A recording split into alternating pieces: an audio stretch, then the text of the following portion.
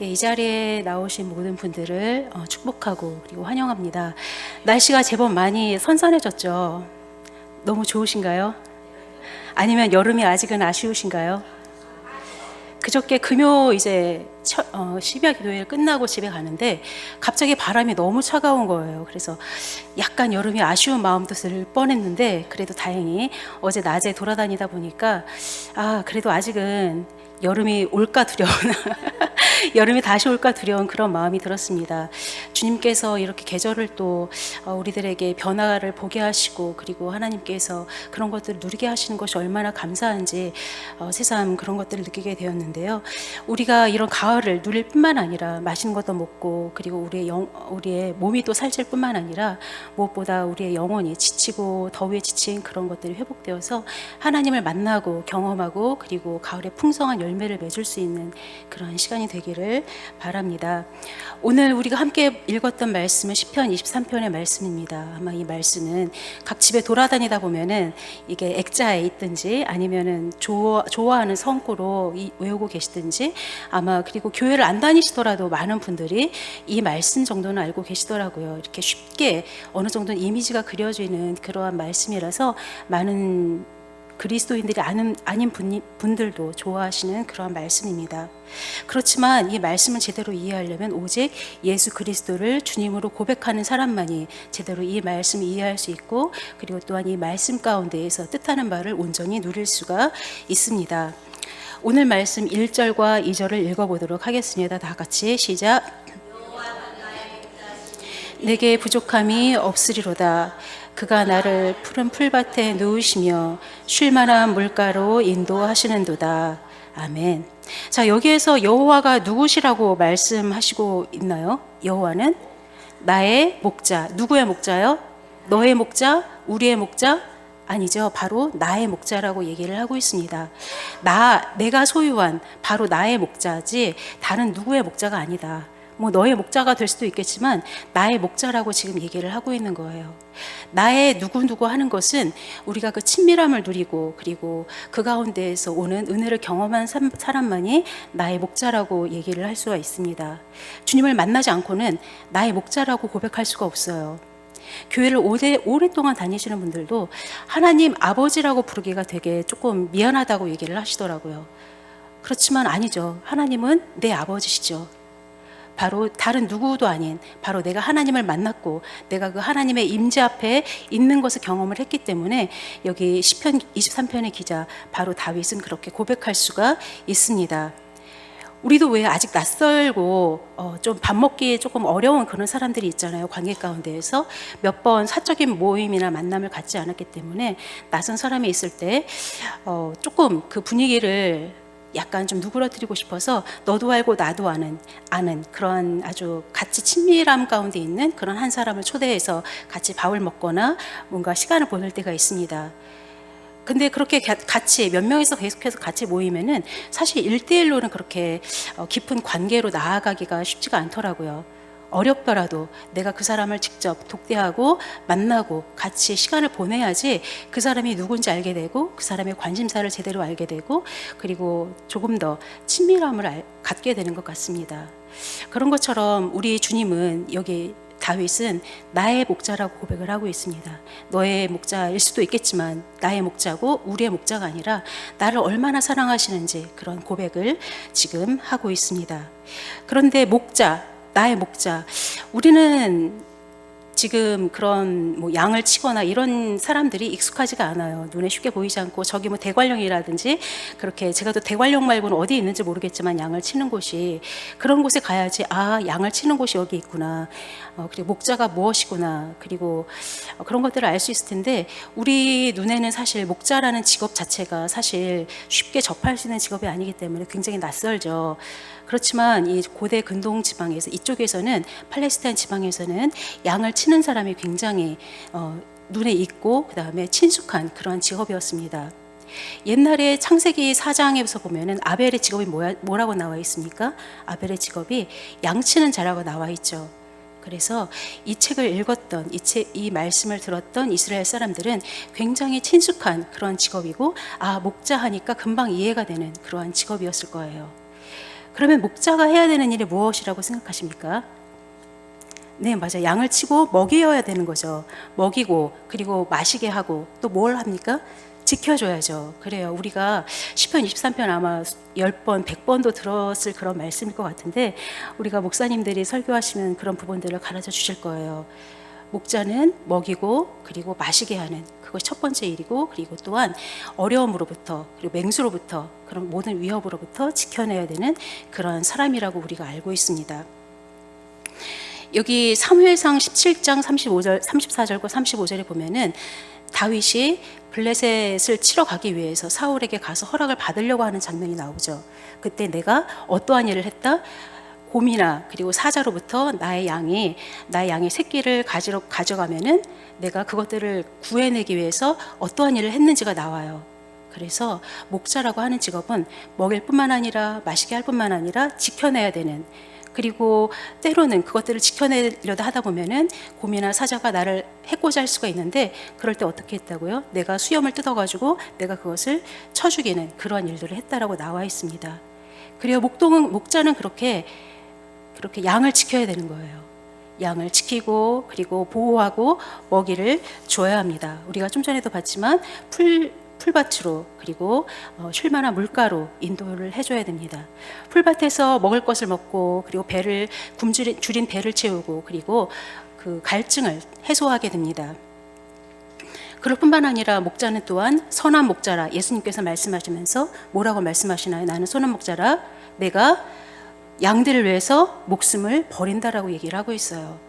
그래서 목자는 언제든지 내가 양들을 위해서라면 목숨을 버릴 만한 그런 각오를 하고 있어야 되겠죠.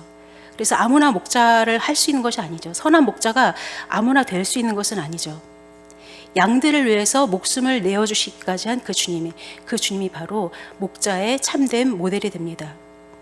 사실 예수님께서 그렇게 하시지 않으셔도 괜찮아요. 그런데 오직 우리를 위해서 그리고 하나님께 순종함으로 그 일을 감당을 하셨습니다.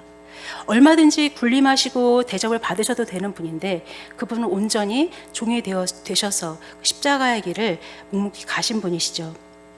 그래서 그 이스라엘 사람들에게는 그 팔레스타인에서 환경을 보면은 목자라는 단어가 확 각인이 되고 이해가 될 수 있습니다. 그렇지만 우리는 어렵기 때문에 공부를 해야 되고 말씀을 또한 들어야 되고 연구를 해봐야 되는 거예요. 그리고 맹수의 공격으로부터 지켜내기 위해서 여기에 보면은 지팡이와 막대기 이런 것들을 가지고 다녔죠. 다윗은 또한 물맷돌 이런 것도 가지고 다녔어요. 자, 목자의 제일 덕목은 아까 말씀드린 대로 먹이고 갈증을 해소하는 일이죠. 그러면 양은 왜 직접 먹지 못할까요? 우리가 많이 들으셨을 거예요. 어떻습니까? 양이 눈이 나쁘고 게으르고 그리고 방향 감각도 없고 고집도 세고 이런 여러 가지 일들을 많이 들었을 거예요. 제가 알기로는 그래도 조금 종류마다 다르다라고는 하는데 저도 그쪽 분야 전문가가 아니라서 어떤 것이 확실하다라고 제가 감히 말씀을 드리지 못하지만 일반적으로 이제 양은 눈이 나쁘고 그리고 스스로 먹이를 찾아 헤맬 수 없고 먹이를 찾아다닐 수 없고 그래서 반드시 목자를 따라가야 한다라는 그러한 특징들이 있습니다. 다윗은 그렇게 하나님이 그 누구의 목자가 아니라 바로 나의 목자셔서 양과 같은 나를 인도하시는 분이시다. 그런데 그 목자와 함께하면 나는 어떻다라고요? 나는 부족함이 없다라고 얘기를 하고 있어요. 여러분들 매일같이 그렇게 믿음이 충만하셔서 하나님 한 분만으로 괜찮습니다. 그렇게 고백하실 수 있으신가요? 어떠신가요? 저도 사실은 때로는 너무 절망스럽고 이게 맞는 건가 싶기도 하고 너무 마음이 아프고 너무 고단하기도 하고 이것이 맞는지 어떻게 해야 되는지 갈팡질팡 할 때가 있어요. 그럴 때 보면은 쟤는 저렇게 하는데 쟤는 저렇게 잘 나가고 있는데 내가 괜히 이런 길을 가고 있나, 좋은 얘기를 어디에서 들을 수가 없네, 이런 생각을 할 때가 있죠. 그런데 그래서 나의 그런 연약함을 내가 부둥켜 안고 나의 그런 연민에 사로잡혀 있으면 우리는 그 늪에서 빠져나올 수가 없어요. 그럴 때 우리는 우리의 부족함만 보이고 나의 연약함만 보이고 그것을 계속해서 묵상하는 거예요. 나를 묵상해서는 좋은 것이 나올 수가 없어요. 우리는 주님께서 나를 조명해 주시고 가르치시는 것을 보면서 그분을 따라가고 죄에 대해서 알려주시면은 그것을 또한 버리고 순종하며 나아가야 됩니다. 나의 모습을 너무나 많이 묵상하고 너무나 많이 수치스러움과 그리고 나의 연약함과 그리고 나의 죄악과 이곳에 사로잡혀 있기보다 그 모든 것을 주님께 맡기기를 주님은 원하시는 겁니다. 다윗은 사실 부족한 게 없었던 사람이 아니죠. 다윗이 얼마나 어려운 상황에서 다윗의 시편들을 썼는지 우리는 잘 알고 있어요. 다윗이 정말 부족함이 없어서 이러한 시편들을 쓴 게 아니라 그가 하나님을 바라볼 때 지금까지 나의 이런 고단함, 나의 아들까지도 나를 배신하고 나의 모든 가까운 사람들이 언젠가는 나의 적이 될지도 모르는 그런 불안한 상황 속에서 계속해서 도망가는 그 상황 속에서도 그가 하나님을 바라볼 때 내가 부족함이 없을 것입니다. 앞으로도 없을 것입니다. 지금도 없는 것 같진 않지만 그래도 없어질 것입니다. 라고 고백을 하고 있는 거예요. 그래서 우리의 연약함과 그리고 우리의 고단함과 그리고 우리의 모든 불편함 이런 것들은 주님을 바라볼 때 어떻게 되나요? 눈 녹듯이 다 사라지는 것을 우리는 고백을 하게 되죠. 3절 읽어보도록 하겠습니다. 다 같이 시작. 내 영혼을 소생시키시고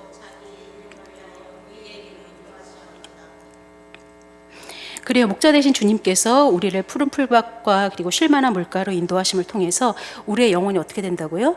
소생된다라고 얘기를 하고 있어요. 소생, 영어로는 리스토어라고 하고 있는데 회복이 되고 그리고 새 힘을 얻는다라는 뜻입니다. 새 번역으로 제가 한번 읽어드릴게요. 나에게 다시 새 힘을 주시고 당신의 이름을 위하여 바른 길로 나를 인도하신다. 우리가 주님 앞에서 때로는 이렇게 조금 주님의 길과 조금 멀어져서 나의 생각 가운데 사로잡혀 있을 때 우리가 계속해서 주의 길을 가기가 너무나 힘들어요. 근데 그럴 때 어떻게 다시 우리가 힘을 얻습니까? 바로 주님 앞에 나아가야 되겠죠. 그 주님이야말로 나를 회복시키시고 그래서 그 푸른 풀밭과 쉴만한 물가에서 내가 먹이고 내가 갈증을 해소할 때 우리가 다시금 새 힘을 얻고 다시 앞으로 나아갈 만한 힘을 얻게 됩니다. 우리의 뒤는 없어요. 우리 많은 그리스도인들이 길을 가다가 다시 한번 뒤를 돌아보고 저렇게 가버릴까? 라고 계속해서 갈팡질팡 세상에 한 발 그리고 하나님께 한 발 하면서 아주 위태로운 줄다리기를 하시고 계시는 분들이 굉장히 많죠. 저도 때로는 그래요. 그렇지만 그렇게 하다가는 우리는 소돔의 그런 정말 그 아주 비극적인 일들처럼 우리의 모습이 또한 그렇게 될 겁니다. 우리는 계속해서 앞으로 나아가야 되는 사람이에요. 우리는 믿음의 길에서는 계속해서 앞으로 나아가도록 주님께서 도와주십니다. 풀밭에서 마음껏 먹고 내가 또 어떻게 나아가지? 배를 또 채우고 그리고 어떻게 이 갈급함을 또 채울 수 있지? 그러나 주님께서 채워주시고 만족함을 얻게 되고 그래서 원기 회복, 풀로 이제 회복이 되고 나면 그래서 우리는 새 힘을 얻고 다시금 앞으로 나아갈 만한 힘을 주시죠. 그래서 전에는 내가 이렇게 나 스스로를 고립시키고 있을 때 우리는 주님의 길을 갈 수 없었지만 이제는 의의 길로 나를 인도하시는 것을 보게 됩니다. 의의 길이라는 것은 무엇일까요? 바로 예수 그리스도를 말씀하는 거죠. 바로 예수 그리스도야말로 길이고 진리요 생명이십니다. 우리의 연약한 인간의 모습으로는 나의 인간적인 열심으로는 주의 길을 갈 수가 없어요. 우리가 예수 그리스도의 피로 우리가 담대하게 주님 앞에 나아가서 회복일 됨을 얻고 그래서 주님의 길을 계속해서 갈 수가 있습니다. 그래서 그리스도인의 삶을 살아가게 하십니다. 우리가 세상에 여러 가지 얘기를 듣죠. 저 사람이 저렇게 하면 좋다더라. 뉴스에서 노년에 무엇을 준비해야 된다더라. 수많은 그러한 세상의 그런 법칙들 그리고 여러 가지 얘기들이 있어요. 그걸 안 해놓으면 너무나 불안할 것 같아요. 그래서 교회 와서 예배를 드리지만 세상에 가면 또다시 세상 사람들과 똑같은 준비를 하고 살아가는 그런 모습들. 물론 그 모든 것이 다 나쁜 것은 아니죠. 그러나 주님을 의지하지 못할 때 주님은 온전한 나에게 모든 것을 다 맡기고 나를 믿고 나아가라 라고 얘기를 하실 때가 있어요. 근데 그러지 못할 때가 바로 마음이 나뉘는 겁니다. 주님께서 지금 그 모든 것을 나에게 주고 완전히 나에게 맡기라 라고 말씀하시는데 우리의 마음이 나뉘어요. 그러면 주님을 따라갈 수가 없어요. 우리가 가랑이가 찢어지든지 아니면 다시 주님 앞에 다 올인 하든지 아니면 세상 가운데 나아가든지 방향을 잃고 헤매는 것, 그럴 때 우리에겐 목자이신 주님을 찾아야 되는 그러한 시간입니다. 영적으로 정서적으로 회복되었을 때 우리의 영혼이 소생되어지는 길이고 바로 그럴 때 우리가 따라갈 수 있는 길, 바로 그것이 주님께서 원하시는 의의 길이고 예수님이 가신 길입니다.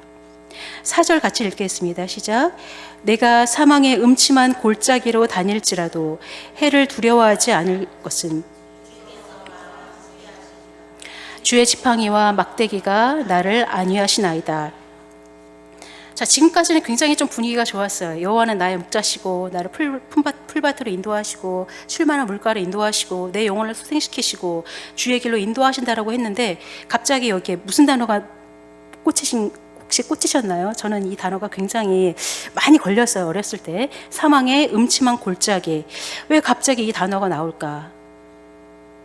우리가 아무리 주님과 함께 그렇게 함께 따라간다 하더라도 우리에게 늘 행복하고 꽃길만 갈 수는 없다라는 거예요.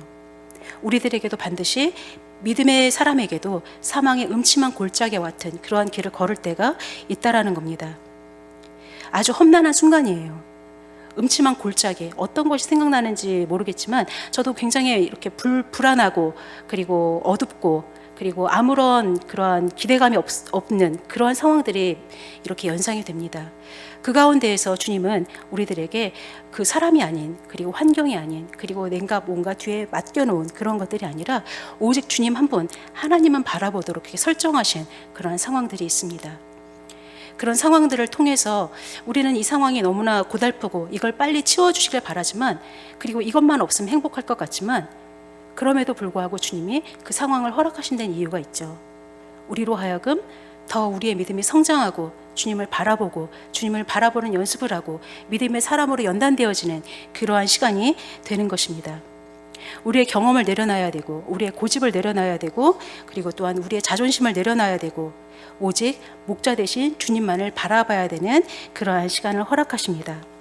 그래서 목자 대신 주님을 바라보는, 붙잡는 경험을 할 때 우리의 신앙이 더 한층 단단해지십니다. 그래서 그렇게 주님께서 우리를 지켜주시고 보호하시고 지팡이와 막대기가 나를 인도하시는 그런 것들을 경험하게 되죠. 지팡이와 막대기, 때로는 외부의 침입, 맹수나 여러 가지 위협으로부터 우리를 보호하는 그런 주님의 도구이기도 하지만 동시에 우리가 잘못된 길로 갈 때 우리를 위험으로부터 우리를 다시금 주님의 길로 갈 수 있도록 채찍질하는 그런 훈계의 길, 그리고 인도하시는 그러한 도구가 되기도 합니다. 그런 가운데서 우리의 믿음이 더욱 견고해질 것입니다. 5절과 6절 읽어보도록 하겠습니다. 시작. 주께서 내 원수의 목전에서 내게 상을 차려주시고 기름을 내 머리에 부으셨으니 내 잔이 넘치나이다. 내 평생의 선하심과 인자하심이 반드시 나를 따르리니 내가 여호와의 집에 영원히 살리로다. 아멘. 자, 5절에서 다윗은 하나님이 원수 앞에서, 목전, 즉 눈앞에서 자신에게 상을 차려주셨다라고 얘기를 하고 있어요. 자, 잔치상을 차려주셨어요. 전쟁에서 승리한 왕이 적국으로부터 승리를 패배했다라는 그런 항복을 받아내고 나서 베푸는 그런 잔치상을 얘기를 하죠. 하나님을 초대한 어떤 집주인으로 묘사를 하고 있어요. 우리가 사망의 음침한 골짜기를 지나고 우리를 기다리고 있는 것은 주님이 문을 열어놓고 초대장을 주시면서 우리를 환대하십니다. 이 장면이 너무나 저에게 언젠가 굉장히 기쁨으로 다가왔던 그러한 순간이 있습니다. 세상이 아무리 나를 환대해주는 곳이 아무것도 없는 것 같아도 주님 앞으로 나아가면, 주님을 따라가다 보면 주님이 주님 앞으로 나아가면 나를 환영해 주시고 문을 열어주시고 잔치상을 베푸시고 기름을 발라주시는 그러한 이미지가 연상이 되곤 했습니다. 그래요. 우리가 세상 가운데에서 힘들고 고단하고 너무나 정말 더 이상 마음을 둘 데가 없는 것 같지만 우리 주님만이 우리의 마음을 온전히 둘 수 있는 그러한 분이신 것입니다. 그 주님의 집이 바로 우리의 마음을 둘 수 있는 그러한 곳입니다. 여기 머리에 기름을 붓는다라고 나와 있는데 잔치에 참여한 사람 이름을 그렇게 인증하는 그런 절차인 거죠. 목자이신 주님을 따라가면 음침한 사망의 골짜기에서도 우리를 구해내시고 그리고 나오게 하시고 그리고 악한 것들을 두려워하지 않게 하시고 그리고 영생 그리고 승리를 주시는 주님의 환대를 경험할 수가 있습니다.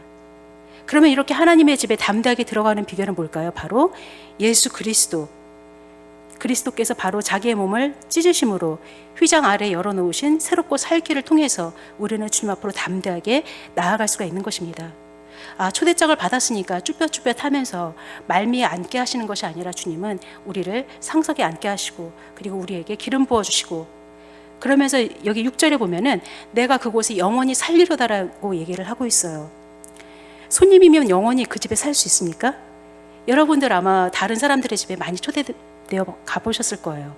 그 집에 그 주인의 허락 없이 하룻밤도 자기는 쉽지 않아요. 그렇죠? 요새는 더군다나 문을 열어주는 집이 많지 않고 그런 상황이라서 다른 사람 집에 초대받아 가는 것도 어렵고, 그리고 다른 사람 집에 아무 때나 가는 것도 어렵고, 그리고 그 집에 하룻밤 자는 것은 더더욱 어렵습니다. 추석 때 명절에 예전 같으면 며칠씩 자기도 했지만 요새는 며칠씩커녕 하루도 자기가 쉽지 않은 그러한 상황이죠. 근데 주님께서 영원히 살게 하시는 그러한 분이신 것입니다. 왜요? 우리가 손님이라서? 아니죠. 우리가 하나님의 자녀이기 때문이죠. 이 말씀을 묵상하면서 집이란 단어에 대해서 좀 생각을 해봤어요. 여러분들에게 집이란 단어는 어떤 의미가 있으신가요? 아니면 무엇이 그려지시나요?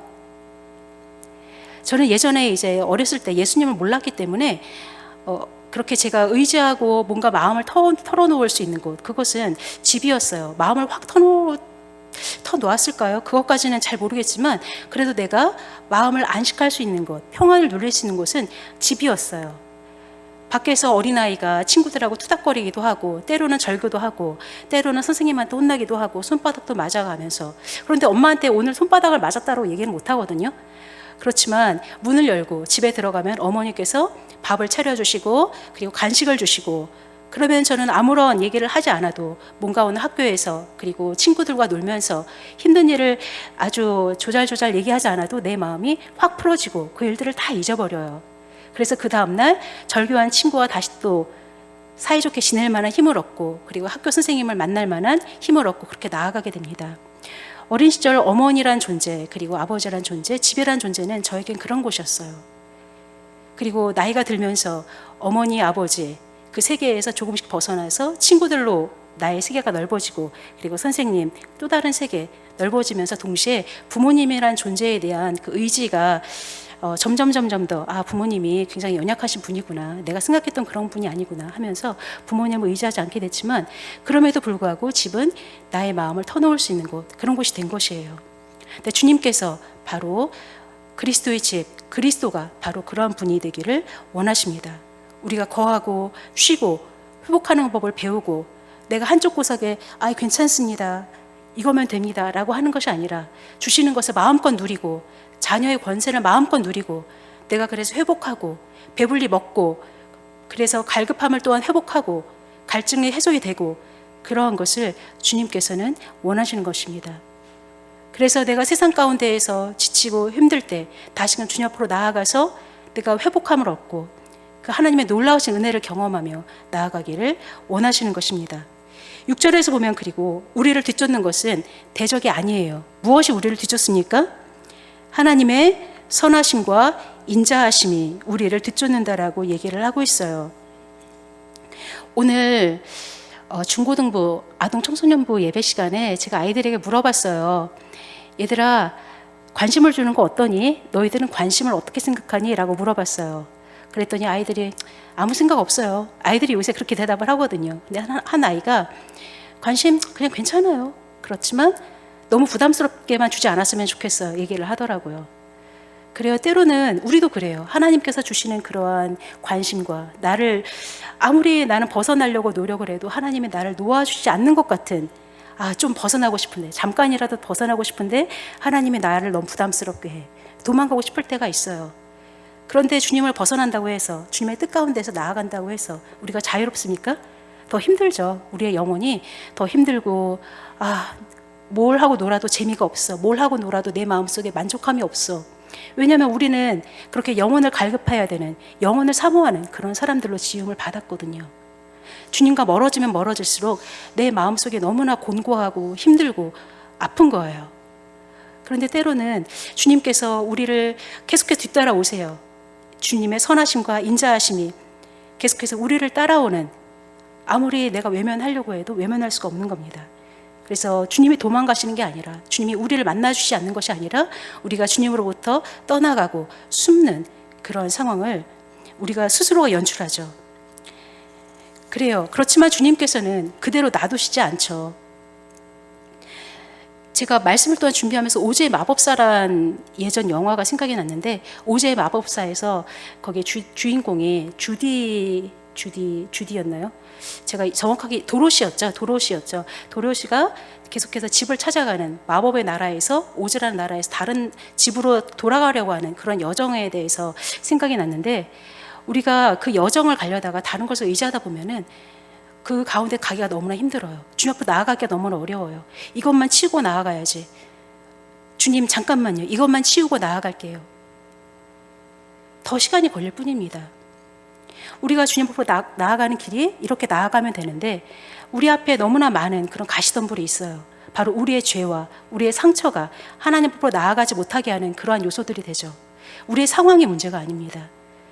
우리 안에 있는 죄와 상처와 그러한 내가 쥐고 놓지 않으려는 그런 문제들, 그것들 우리 앞을 가로막고 있어서 마치 엉겅퀴처럼, 가시덤불처럼 우리 앞에 막고 있는데, 그것은 빨리, 하루빨리 주 앞으로 나아가면은 치워지는 거예요.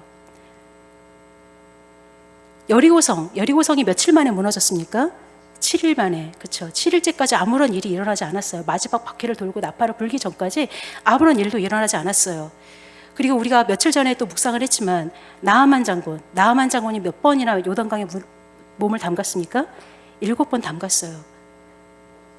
그런 것처럼 우리가 지금 주님 앞에 나아갈 때 아무것도 보이지 않아요. 당연하죠. 나의 생각으로 주님 앞으로 나아가려고 하니까. 그렇지만 힘들어도 내가 하루가 지나고 이틀이 지나면서 점점 내 마음이 녹아요. 주님을 볼 수 있는 힘이 생겨요. 나와 주님 사이에 가로막고 있는 모든 벽들이 허물어지기 시작하고, 그리고 주님이 서서히 보이기 시작하고, 내가 절대로 포기하지 않으려고 했던 것들이, 내가 만들어 놓은 나의 성들이 무너지는 것을 보게 됩니다. 그러면서 주님을 보게 되고, 그래서 주의 집으로 담대하게 들어갈 수가 있습니다. 그 주의 집에 도달할 때 우리는 바로 그 순간에 십자가를 보게 돼요. 예수 그리스도의 십자가. 그곳에서 모든 것을 버리신 예수 그리스도를 보지 않을 수가 없습니다. 십자가에서 모든 것을 버린 주님 앞에서 내가 무엇을 아낄 수 있을까? 그 어떤 것도 나도 아끼지 않으리라.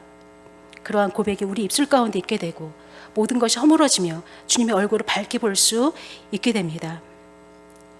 그러한 주님이 어떤 분인지 우리가 이번 가을에 경험하길 원합니다.